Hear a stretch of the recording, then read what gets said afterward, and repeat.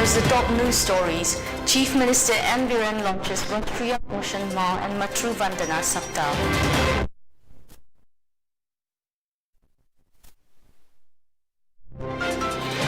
Gallery of Luang Pokpa Sports Complex inaugurated.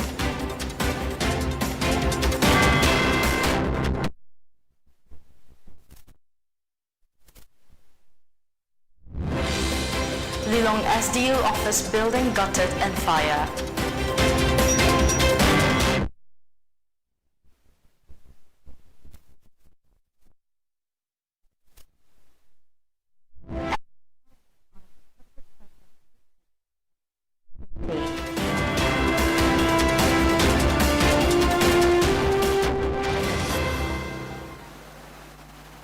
Good evening and welcome to Pony Television. This is Loving RIMAI giving you the news in detail.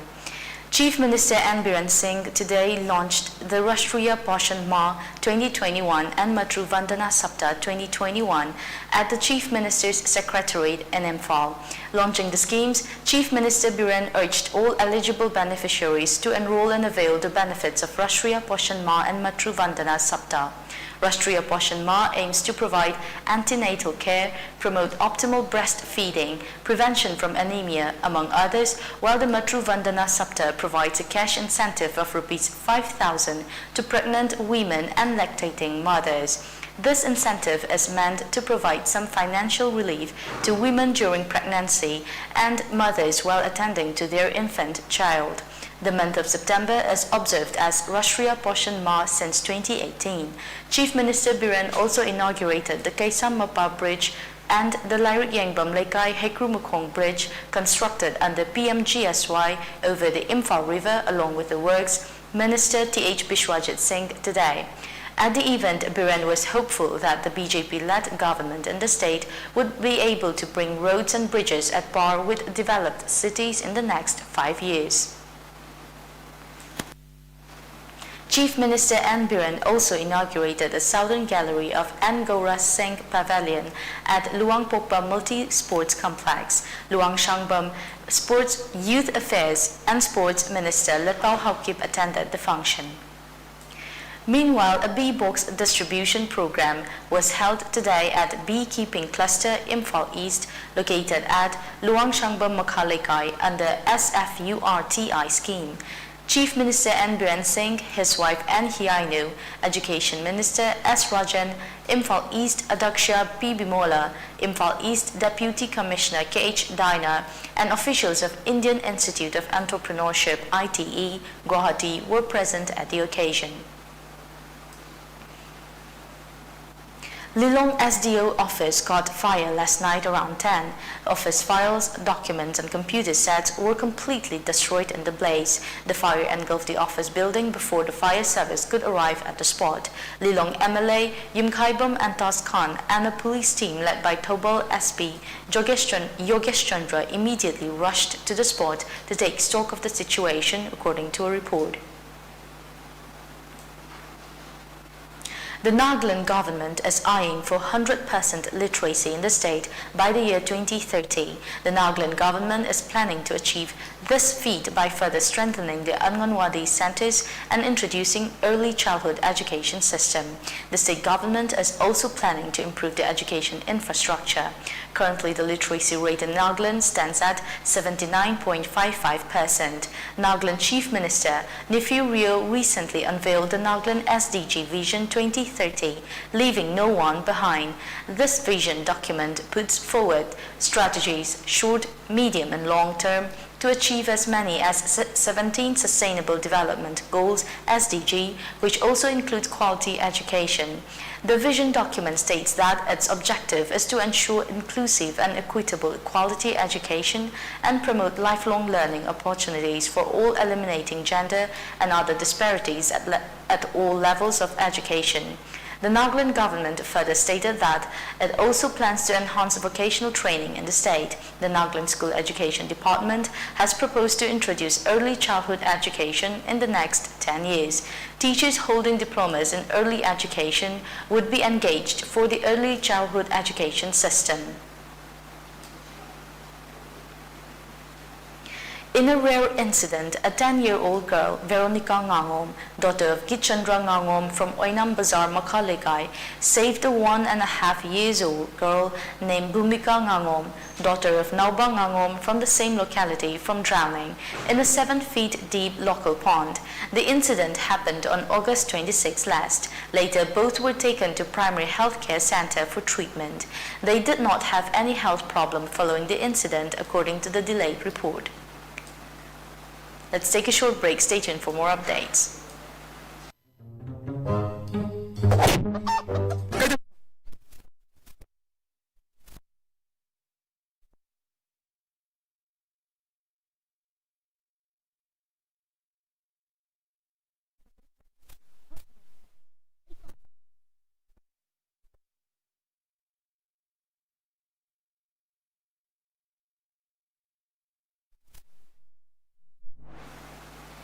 Welcome back after the break. Today, the Congress Party launched a new campaign on social media which received an overwhelming response from the people. In 1 hour, India against BJP loot was trending at #1 in the country, and by 4 p.m. the tag had well over 100,000 tweets. Thousands of videos of people speaking from around the country have been uploaded onto social media platforms, highlighting the plight of every citizen. The response to this campaign speaks volumes of the state of affairs in our nation today and the sentiment of our people towards this power-hungry and crony capitalist government. For the third month in a row, the Modi government has increased the price of LPG cylinders. Since January 2021, the price of one cylinder has increased by Rs 190. Fuel prices have been increased over 67 times in the last 8 months. The price of cooking oil has increased by over 50% in 1 year. The cost of living is exorbitant, and the poor and middle class simply cannot stand it anymore. Sri Rahul Gandhi also held a press conference to question the government on the exorbitant prices, the purpose of MMP, and where all the money the government is collecting is going. The people of India have had enough. They will no longer stand idly by as the government sells off our nation bit by bit to their soot-boot friends. They will stand up and raise their voice against BJP's loot. In order to help cope with the COVID-19 pandemic, civil society organizations of Nonay district along with officials and people of Nonay provided required medical equipment and machineries to the district's healthcare centers. The items worth Rs 3,22,120 were handed over to Nonay District Deputy Commissioner Robert Singh Katrimayum IAS. The function was organized by Rongmei Naga Student Organization, Manipur RNSOM. DC Robert expressed gratitude to the CSOs and the people of Nonay for the help.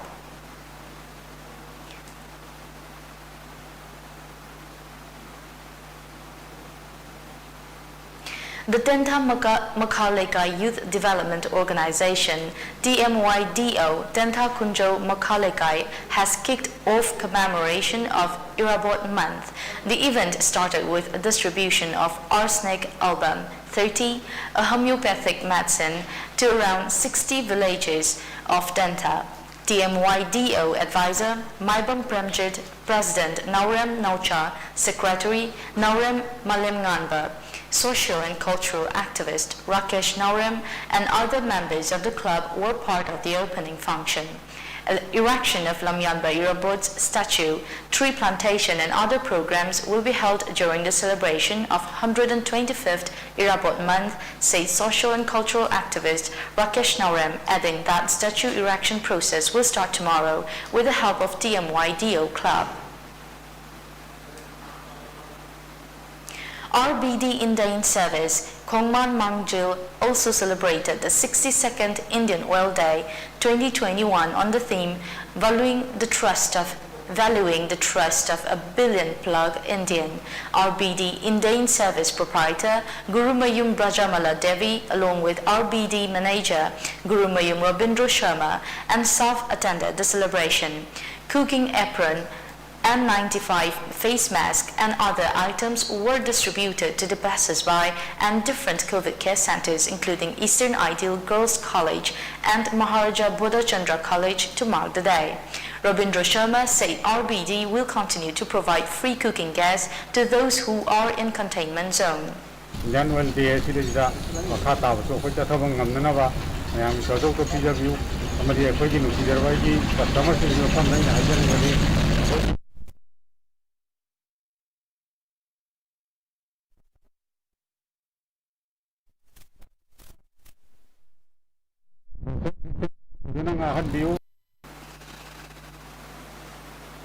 Thongju Assembly Constituency MLA and Works Minister Thongam Bishwajit Singh had a fruitful discussion with the community elders of Thongju constituency, during which various schemes introduced by Modi government and various achievements of the BJP-led government in Manipur were highlighted. He further discussed about the upcoming assembly election in the state. Junraiwan Thongam, wife of Minister Thongam Bishwajit Singh, personally met women from different parts of Thongju constituency to discuss ways to bring development and welfare for them. She met members of several self-help groups to help boost women empowerment. Okram Layak Road under Thongju constituency was repaired under the initiative of Works Minister T.H. Bishwajit. Besides, a drainage system was built on both sides of a road leading to Koiro Lobok. The minister has also finished the groundwork for backtopping the road. The locals have thanked Minister Bishwajit for the work.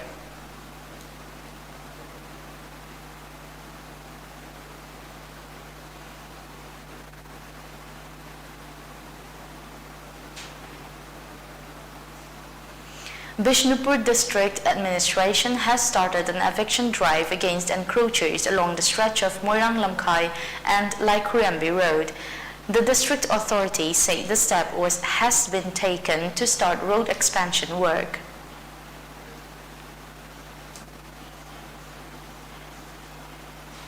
Indo-Myanmar Association Manipur celebrated its Silver Jubilee today at the residence of Association President Sambanduram Shamu Singh of Kongman Zone 3 in Imphal East.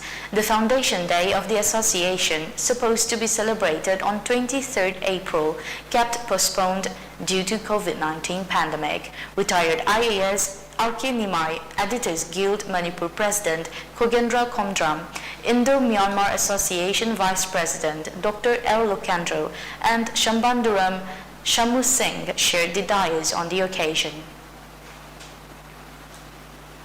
An executive board meeting of Manipur Hockey held on 29 August set up a 7-member selection committee for the Hockey India Junior Hockey Championship to be held in October 2021. The open selection process will be held from 6th of September till 10th of September 2021. Manipur Hockey also informed affiliated clubs to send their players information for the selection.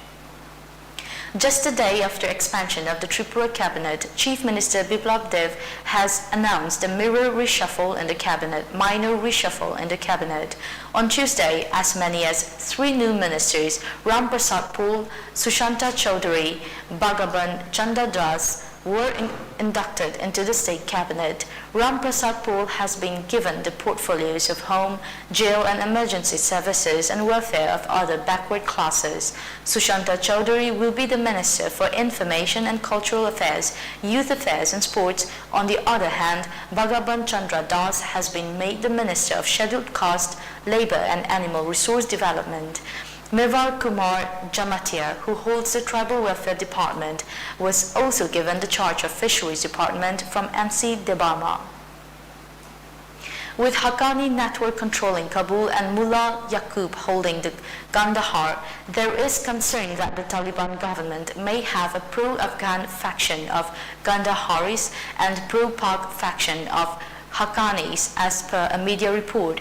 Hectic negotiations are reported between Taliban leadership and the Haqqani network over government formation in Afghanistan, with Mullah Hibatullah Akhundzada, the supreme leader of the Sunni Pashtun outfit, expected to be in Kabul, where the ruling cabinet could be announced as early as this evening or by tomorrow. A slightly indisposed Akhundzada is presently in Sunni Pashtun bastion of Kandahar. Even though the Taliban leadership is projecting a united front to the world, multiple fractures are being exposed within the UN-designated terrorist group, with Mullah Yaqub, son of first Emir-ul-Momin Mullah Omar, wanting to bring military elements into the cabinet rather than political elements, being pushed by Mullah Baradar, the co-founder of the Sunni Islamist group. There are several fault lines visible within the Taliban, with tension between Mullah Yaqub and the Haqqani terror empire controlling Kabul at present.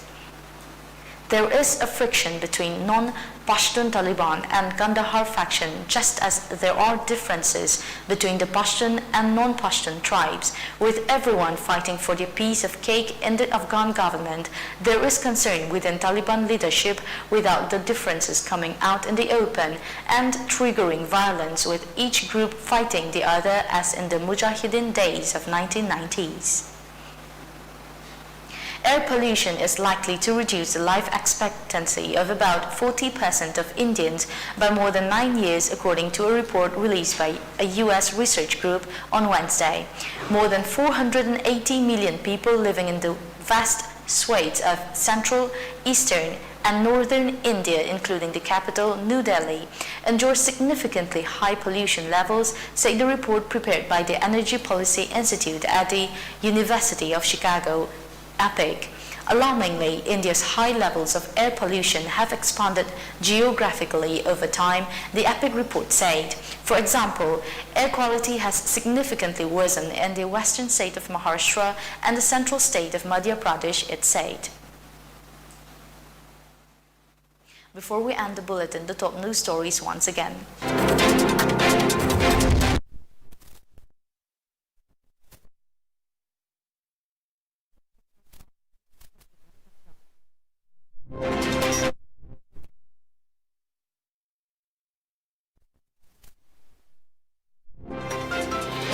Gallery of Luang Prapor Sport Complex inaugurated.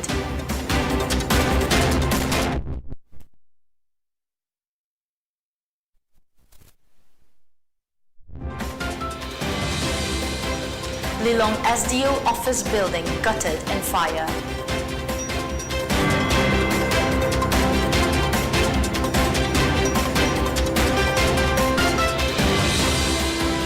And Nagaland eyes 100% literacy by 2030.